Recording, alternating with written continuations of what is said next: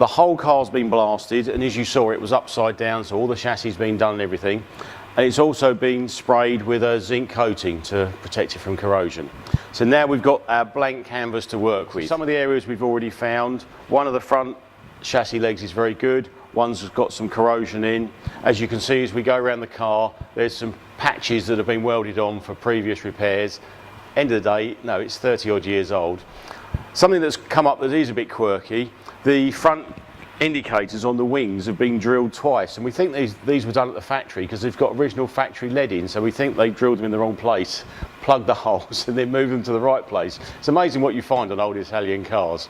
So we're going to follow the process of this now. As we go through, we'll do little bits showing you what Graham's up to and how we're going to cut the seals off and repair it right back to as it left the factory.